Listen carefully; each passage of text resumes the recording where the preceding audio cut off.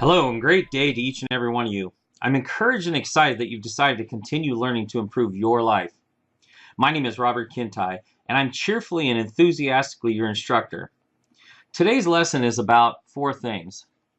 We're going to talk about what's called installing filter over your ears. We're going to then go on and talk about monitoring your friends and family so you can understand and consider the source of where your advice often comes from. We're going to talk about the process involved in all of this. And lastly, we're going to talk about what is focus and how you can use it to accomplish your success in this 10-step process. So let's sit back. Why don't we get comfortable, grab ourselves a pencil and a paper, and let's get ready to learn the 10 essential steps for success. So, like you will have to do, many years ago, I learned to do what's called installing filters over my ears. Now, that is not, it's a metaphor. It's not a, I don't go get a pair of earmuffs or put in my iPod buds so, I can try and drown out the outside noise. But it's the same type of idea. And that is that we're gonna do it for ourselves so that we can ensure that whatever it is that we want to accomplish, whatever it is we're sitting down to focus on, that we can learn to say, hey, it's okay. We can turn off that cell phone.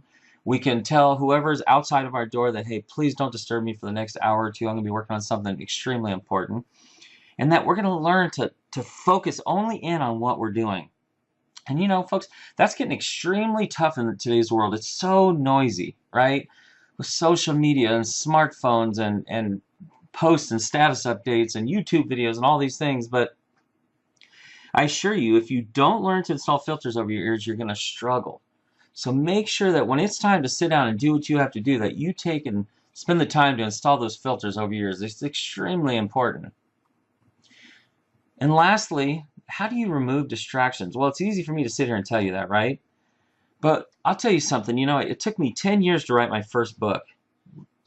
Probably was another 5 to 10 years before that when I talked about it. It's all I talked about, writing a book. But literally, I sat down to write this book in about 6 months. After I finally did something very important. I gave myself permission to write. And now that sounds funny, but I'm going to tell you something. It works and it's powerful. I would always say, yeah, I want to sit down and write 50 pages today, but I've got to clean the house. I've got to pay the bills. I've got to go to work. I've got to clean my car. I've got to go see my friends. I got to go hang out and have a beer and watch the game, right? I always had these things that I had to do. Guess what? I don't hardly do any of those things today because they're not nearly as important as accomplishing my goals and dreams. Now, don't get me wrong. We have a ton of family and friends. It's not about that. But it's about giving yourself permission to work on your goals and dreams. Scheduling it. Giving yourself like, hey, every Monday, Wednesday, and Friday, I'm going to give myself from, 5 p.m. until 8 p.m. to work on my goals and dreams. And on Saturday, I'm going to work on them from 12 until 2. Every single time that comes up, that's my appointment. It's already made. I have to stick to it. Now, does that mean you have to? No, you have flexibility in your life. But the reality is what I'm trying to teach you is give yourself permission to do your goals and your dreams. So that second part, it might seem like a little weird that I say that. And by no means am I advocating that you're to be rude or mean or lessen your relationship with anybody that we're about ready to talk to. You are going to have to learn to be delicate. But firm you must become in this area. So you must monitor your friends and families. Why? You always think it's the boogeyman who's going to sneak into the house or the burglar that comes through the back door or whatever the idea is of what a monster is or someone that's out to harm you. But the reality is, especially when it comes to our goals and dreams, we must monitor our friends and family the most. And that's why we talk about installing filters over our ears. Why? Because if you don't, you got to consider the source of the advice that's coming, right? That's why the first thing we talked about is installing those filters over your ears. Well, the second part, the reason is why are we doing that? Well, if you're going to have, friends and family all the time, you're going to start and tell them something, and they're going to think like, what? What? Are you crazy? Why would you ever start a business? Do you not know what happened to my mom and dad? Blah, blah, blah, blah, blah, right? They're going to throw up on you. They're going to start giving you all this wonderful advice that they've lived through and how they had top ramen and macaroni and cheese for dinner for months, and, that's the only thing they could afford, and they just go on and on, but they don't mean to hurt you. This may be your best friend. This may be an acquaintance, this may be somebody at work, this may be your brother or sister, I don't know. But the reality is that the reason we talk about first installing filters over our ears, so when we interact with our family and friends, with our closest friends and relatives, that we understand that we have a job to do, and that is to guard our dreams and goals.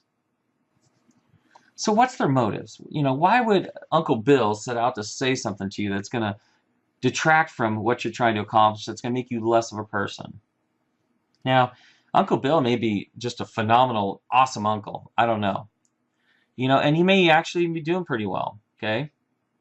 But the reality is, what tends to happen is how Uncle Bill got to where he's at, he usually tries to get you to go down the same path, right? Well, here's what you need to do. You need to start in the mailroom, and then you got to do this, and then you got to do that. And that may not work for you. That may be good advice for somebody who's like him, but for you, you have a different path.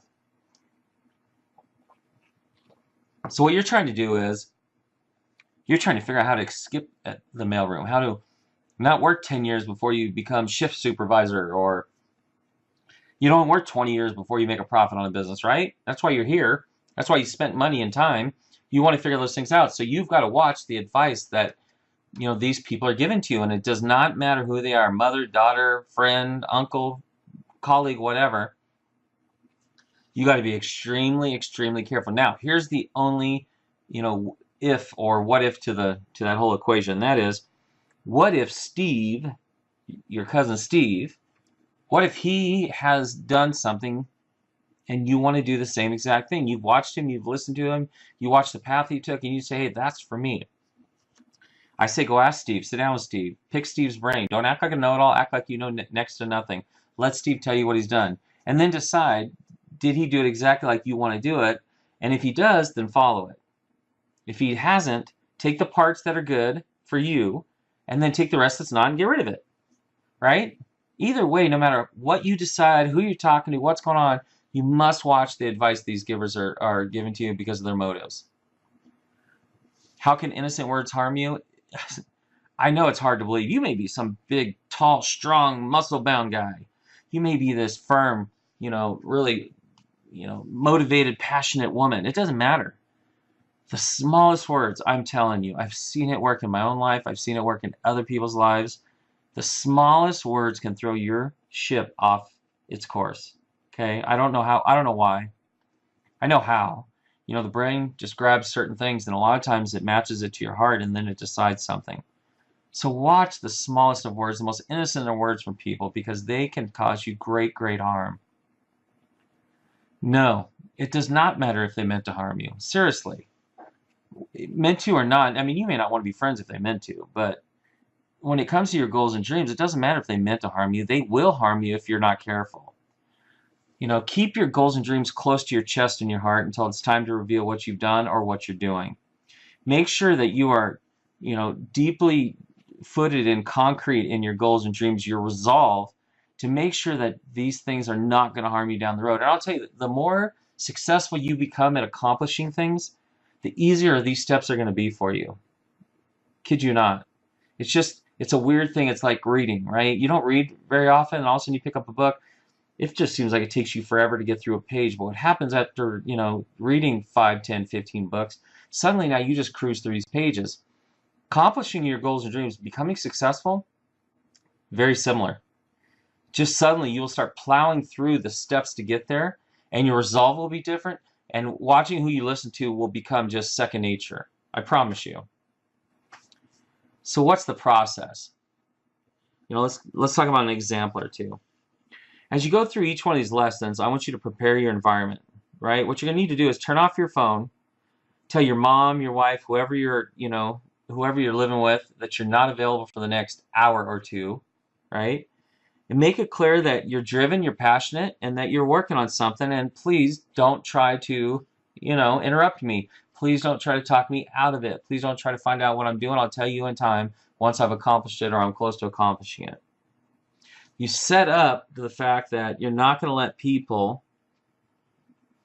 they're not going to hijack your goals and dreams. You set it up. You work on the process to getting to where you want to get to. Yes, I've given it to you here, but then you have to take and you have to implement it in your life, because we can go through and talk about stuff all day long. But if you turn off this class and then you go right back to playing your video games and not doing any of the things that you want to accomplish, then all this is a bunch of chatter. Use the process. Listen to my examples. Set up your environment to make sure that they're conducive to you starting to accomplish your goals and dreams. So how do you educate those people in your life around you without telling them what you're up to? Pretty simple. Here's what I do. Here's what I've done. Hey, Aunt Sue, here's the deal. I know I usually come over on Saturdays for 8 hours and we talk and I help you do things and so on and so forth. But every Saturday morning until about 11 o'clock, I'm going to be working on something very special I'm trying to accomplish. Now, I'll explain it to you in time, but up front, I just want to let you know it's something very important and near and dear to me. I'll be coming over later than what I normally do on Saturdays, but I don't want you to worry because I will be over here. But first, this is something important to me that I must accomplish that I'm going to do. And it's that simple. I'm telling you, if Aunt Sue or Uncle Bill or whoever it is in your life, if they love you and respect you, they're gonna be fine exactly with what you're saying. And they may be curious, they may be trying to figure it out, but you know what?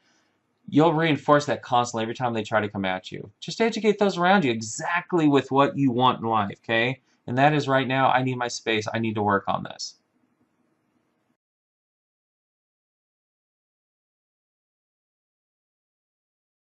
So why the process? Well, because what we're going to do, folks, is we're going to talk about is what you focus on is usually what you get. And if you can't focus on things because of Aunt Sue or Uncle Bill, because they're always, what you doing? Why are you doing that? Why don't you tell me what we're doing? Blah, blah, blah, blah.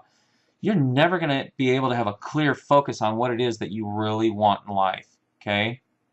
See, all these things tie in. I didn't just throw a bunch of things up there to randomly talk about you. I've spent months considering how to put this course together and what to tell you first and how to tell you this and why does it wrap into this. But the reality is that these four very important things that we've talked about, from installing the filters to monitoring your family and friends, the process, what the process is, where the focus ties in, is very important.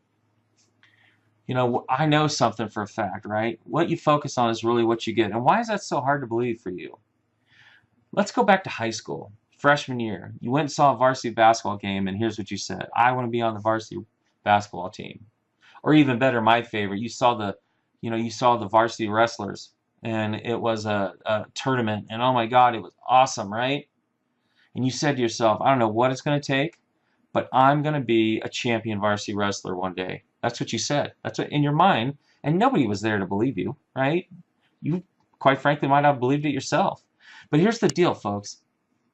You decided that, and one day, voila, after working out, after running, push-ups, sit-ups, watching tape, right, reading books, talking to your favorite wrestlers at high school, talking to, going to college tournaments, whatever you did all these things, and one day, guess what? You were a champion varsity wrestler. No magic, right? Seems like magic one day. You're pinching yourself. Is this really me? But the facts are, the reality is that you made all this happen. Right? You did it by a process, you just don't realize it. Now I'm asking you to do it again, because what I want you to focus on is not how to be another champion wrestler, right? You might be 40 years old, that's just not going to happen. But you can use these same mental thoughts, these same mental steps to get you to the same place you want to, which is your goals, and then ultimately to your dreams. So time to learn to program your mind. How did you do it back then? Well, we're going to talk more about that as time goes on, but the reality is you had to take things that weren't in your mind and you had to stuff them in there. Right? And I call it stuffing because at first your brain wasn't going to hold on to it. You were never a champion wrestler, but today's different. You've never been a successful CEO before, but you can be. You've never been the best teacher on campus, but you can be. You can't be the best police officer until you decide that you're going to be the best police officer. Today's that day.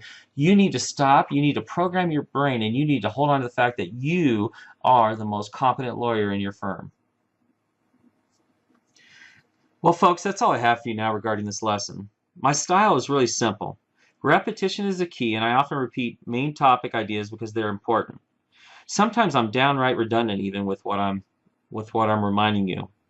What I do is I make it clear so you understand that it is important. So do not panic, as I will come back around to many of these early ideas. Pay attention and take great notes. It has been my pleasure to bring to you another fact-filled, fun, and exciting lesson by Truth Mastery. Until next time, I like to say head down, mouth shut, eyes and ears wide open, and go to work to fulfill your dreams.